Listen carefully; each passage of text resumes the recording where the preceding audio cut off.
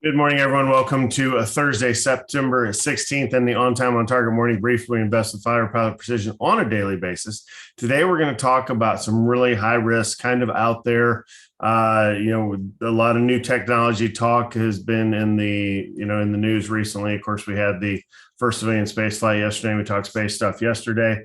Today, though, we're going to talk about psychedelics. So, yeah, when somebody says psychedelics, think mushrooms and LSD. I mean, there's no way around it. We're talking the stuff that has been, possibly more popular back in the 70s sort of thing. I'm sure there's plenty of people that use it today. But of course, it's illegal. It's a Schedule I drug. There's no medical use for it currently. However, there are many companies out there that are actively pursuing the use of microdosing of some certain psychedelic drugs to help with certain things like ADHD or bipolar personalities, or some of the things that we traditionally have diagnosed at an early age, put some, started really kids or teenagers on a regimen and, chemical regimen that they stay on for the rest of their life.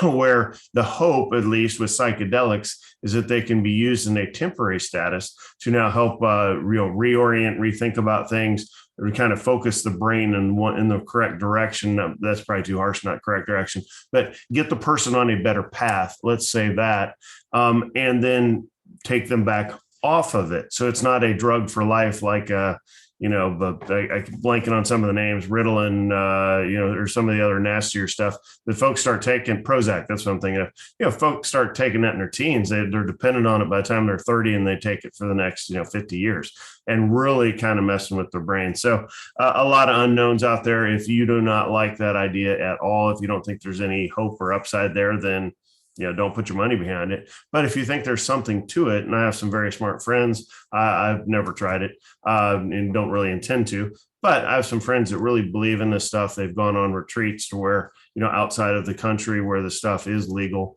and done some amazing things, and they rave about it. So I don't know. You have to give it some credit. Certainly, the stock market's given it some credit. There are currently 2 ETFs that deal in psychedelics, PSY and PSYK. There's a third one that starts tomorrow, which is why I brought this up today. It's PSIL is the ticker, and these are all very new, very early, cutting edge. But it's growing. It's a growing space. So we'll see how that works out for everybody.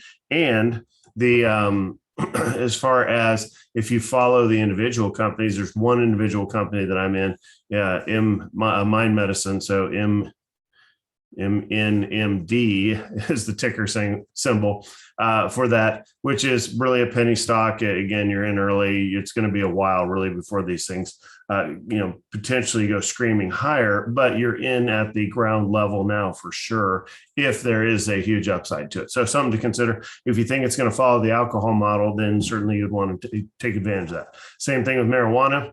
Marijuana has not been a great investment since the Biden administration took over. So it's kind of a surprise with the blue wave and the push for nationwide legalization.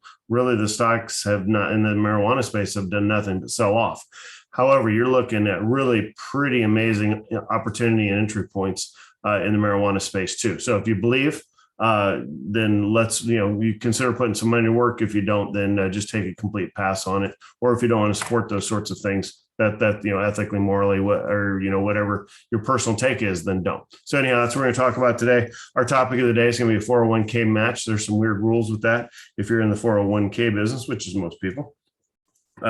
As far as our longs today, we do have Medival moving higher on an announcement, and we also have they're expanding, have 4 new facilities, that sort of things. And on the short side, we have an accounting issue in a company, CEI, and then KPLT Catapult has a class action lawsuit out against it. So now we're taking a look at both of those for an entry to the short side.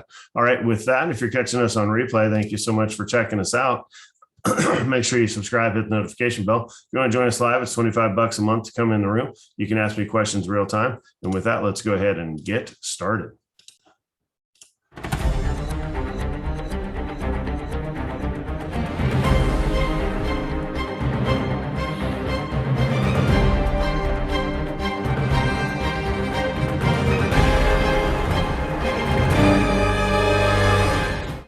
All All right, here's our lineup card for today. Again, Thursday, September 16th. Standard disclaimer applies. You have to do your own due diligence for acting upon anything you hear this morning. Full disclaimer information is available here at ototnow.com. All right, we're looking to grow our money, protect our money, and live off our money. Again, today we're talking highly speculative, small amounts. So if you have a $300,000 portfolio, I'm thinking of 1% for proper money management and discipline. $3,000 would be about right. You can swing a bigger bat, obviously, if you have another zero behind that, or if you have a higher portfolio, right? So you don't this is not an all-in kind of thing. If you're just getting started investing and you want to hop in on some individual themes, take a little more risk, this is not a bad way to go. Thinking over the course of, if you're 20 years old, okay, over the course of the next 20 years, yeah, this could have significant upside, but it's kind of a buy it, hold it, and look away sort of thing, because it may not be pretty in the short term. 401k matches, some different rules. We'll cover those after the market open. Our flow will be long, short, open, short, long. Futures are flat. Not a whole lot going on, honestly, for a Thursday. It seems more like a Friday out there. Long-term investments we'll take a look at is the three. The new one, obviously, we can't look at it. We'll talk about it. PSIL opens tomorrow. If you want to try to get in on an ETF, they tend to perform kind of like stocks at the beginning. Most of them jump, some don't. PSY, PSYK, and then we'll look at MindMed, the individual chart for that. And then MJ is, of course, the marijuana fund. There's several out there. There's YOLO, there's Toke, there's all kinds of them for marijuana funds. We'll take a look at one of those. We'll execute the market open. Contingencies and academic resources are standard. All right, let's go to TD Ameritrade real quick. Here's how we'll be set up for the open. This is our long, even though that doesn't look like a long chart, right? So we're going to have to readdress that. But our two shorts here, again, this is our accounting issues that a company has. You see that big dip there on accounting issues. I think it rolls right back down. And then this is our class action lawsuit over in Catapult that we'll be taking a look at today. When you look at the overall market, we did flip to the green yesterday. How about that, right? So six out of 7 days down, then a nice green day. Kind of puts the floor back in things. So I could see today being kind of an average day, or maybe even walking up a little bit now that the floor is set. Again, you look in the past 9 to 12 months, this is a straight up market. Tax reform is out there now. I have not done a piece on it yet. I will try to get a piece out tonight on some of the new numbers and send that out to all clients as well, and then probably run it back tomorrow morning because we do need to talk about it in this platform as well. All right. If you zoom in, don't have that set up, so we'll just skip right past that over to our day trading thing. Let's go ahead and take a look at the markets around the world. Refresh these here. All right, this is the U.S. Again, it's mixed, but it's on the way up. Europe, green across the board. That always helps us. Asia, red across the board. That's a headwind. All right, bonds, 1.34. So again, as long as it's below 1.5, we really don't care. It can flop around in there. Oil selling off a little bit, 72. Gold and silver selling off a little bit. I've held these for a while. I can't hold them anymore, even going into tax reform. Even if the market sells off, I just don't see the upside in here, or really the protection that normally precious metals offer you. Crypto basically flat in kind of terms of crypto. All right, around the headlines, we did have the launch was successful last night, no issues. The one we talked about yesterday. This is always the case. This is kind of a nothing headline.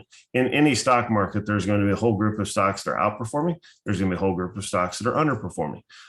That's any market, right? So not too worried about, don't freak out over the market. Yes, September is traditionally the worst month.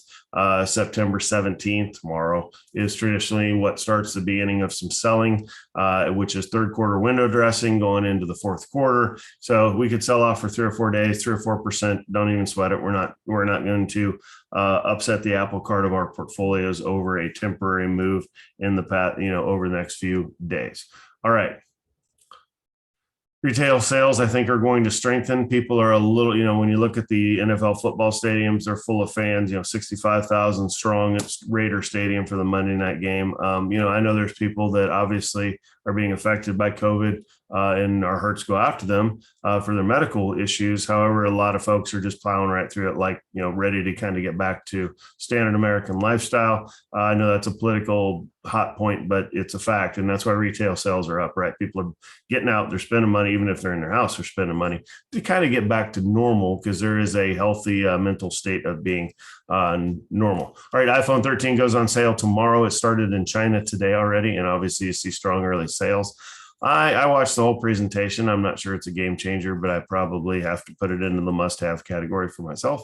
I'm still deciding on that or not. Kind of want it, but I'm kind of questioning why I want it. But anyhow, maybe I stick with the 12 for another year. It's a fantastic phone. All right, here's the historic flight. There's a bunch of, you can watch the videos and things.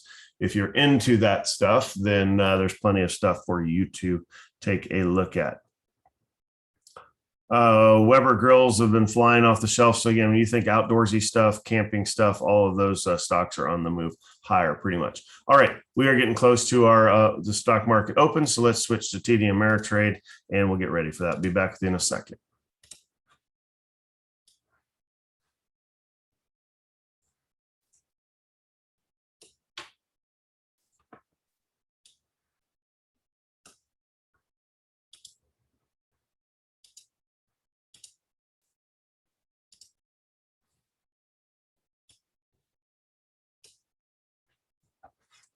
Good morning, everyone. Welcome to the On Time On Target play of the day. You have 4 screens in front of you on the TD Ameritrade ThinkPipes platform. We have 9 seconds to the market open here on Thursday, September 16th. Your 4 screens are the SPY all the way on the left on a 1-minute chart. Here's the opening bell.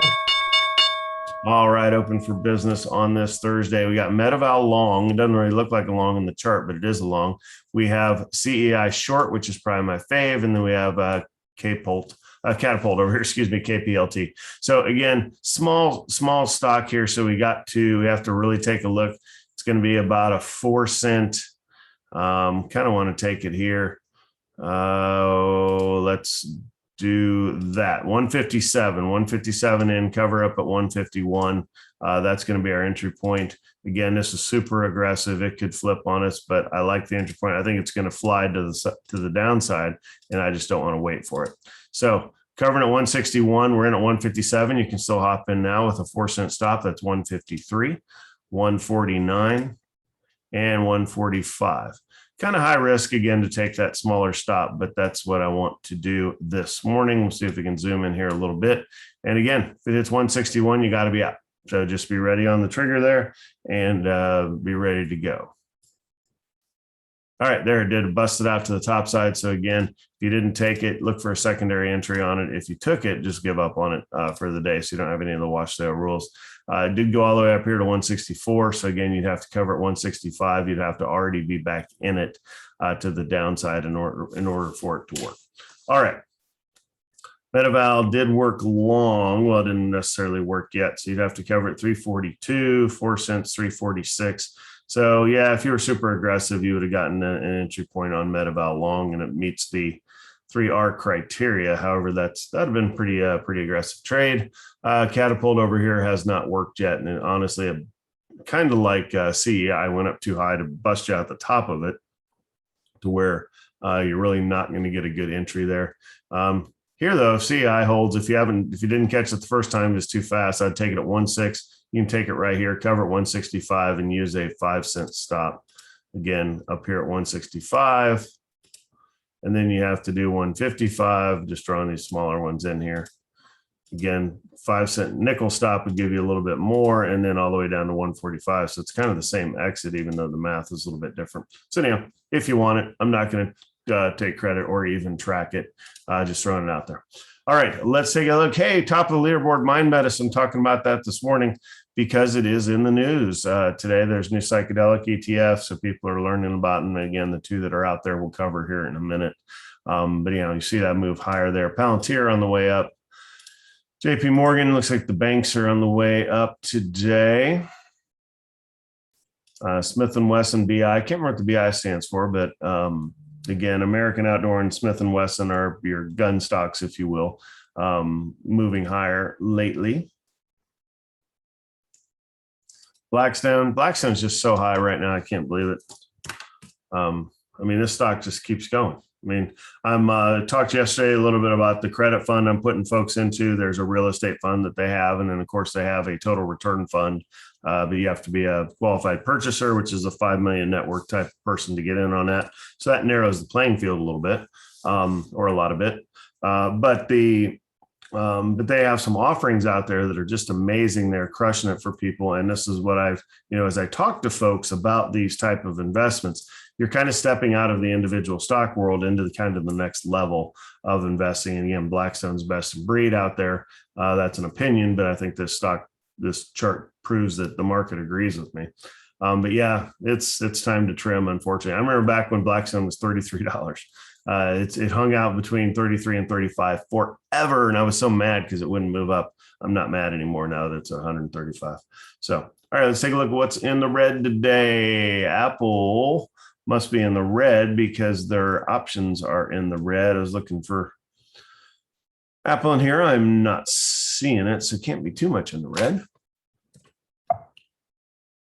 We'll put it in here and see for sure. Okay, 0.17%. So not much, but the calls are certainly moving.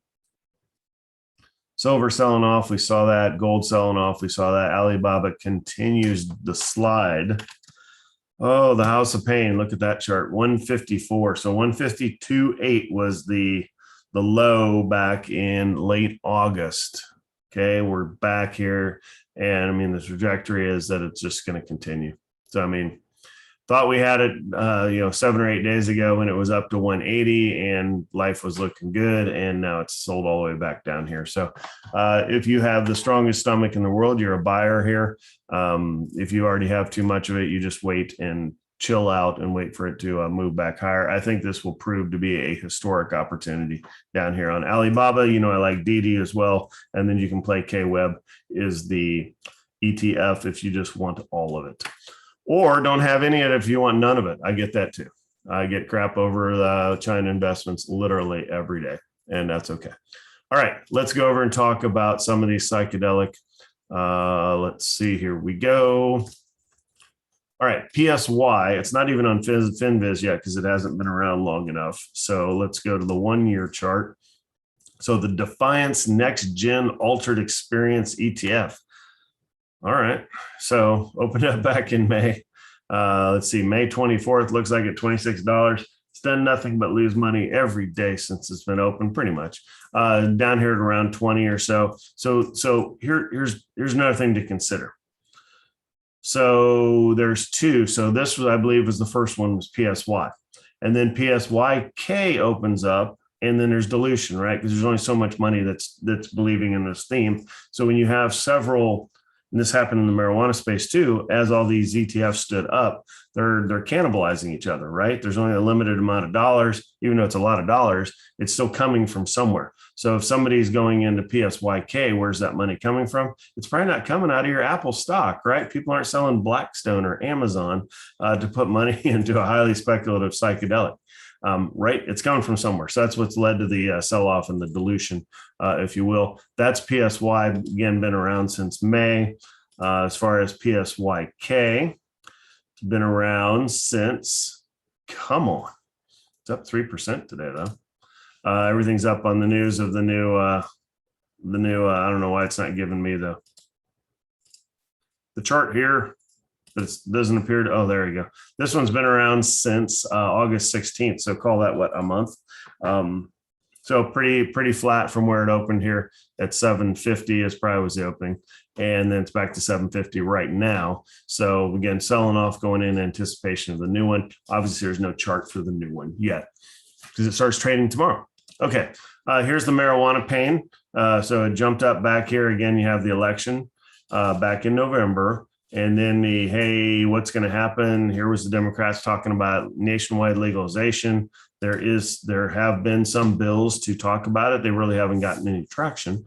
But anyhow, you saw it kind of jump up in here and then been kind of a steady sell-off all the way back down to 15. So pretty harsh sell-off there.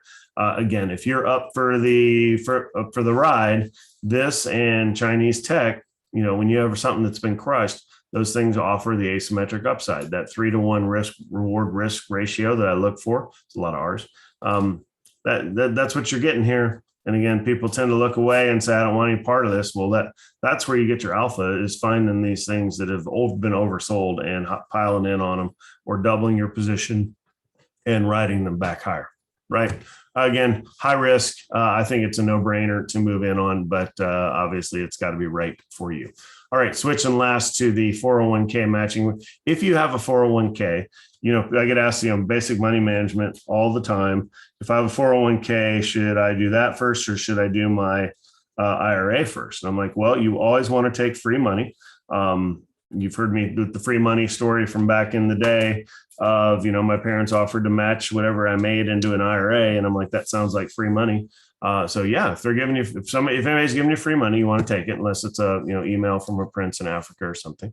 But it's obviously a scam. But if your employer is going to match up to 6%, your first investment should be with your employer to get that match.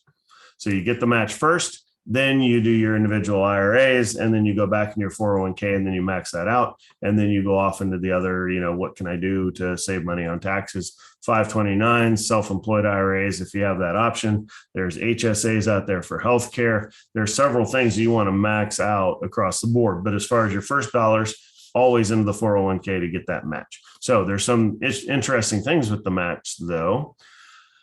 And leaving free money on the table. Here's probably the most interesting thing. I'm trying to see if there's a blurb about it here, is for younger folks, not necessarily younger, for folks that make below 100,000, which you're right, may not be younger.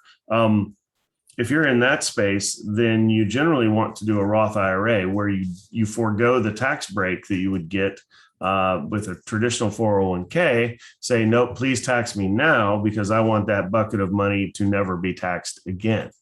So by going into the traditional 401k, that money will be taxed later on. So here's the issue with the match, and this is my point, which I'm not making very clearly, is if you are a Roth 401k investor and you're getting a match, you have two accounts, because they can't match into the Roth because that money's never been taxed. Your free money, quote unquote, has never been taxed. So therefore, you'll have two balances, and that confuses some people. They're like, what's going on? Well, the money that you're getting matched goes into a traditional bucket, if you will, and i.e. a different account number and everything on your statement, because later on in life, when you leave that job and now you go to roll it over, or say you working for that company forever until you retire, eventually that money, when you go to use it and withdraw it and put it towards your life, you're going to have to pay taxes on the stuff that you got matched with. So a lot of people are confused on that. So if you have two different accounts, that's why. If you have any questions, just reach out and I can explain it to you free of charge.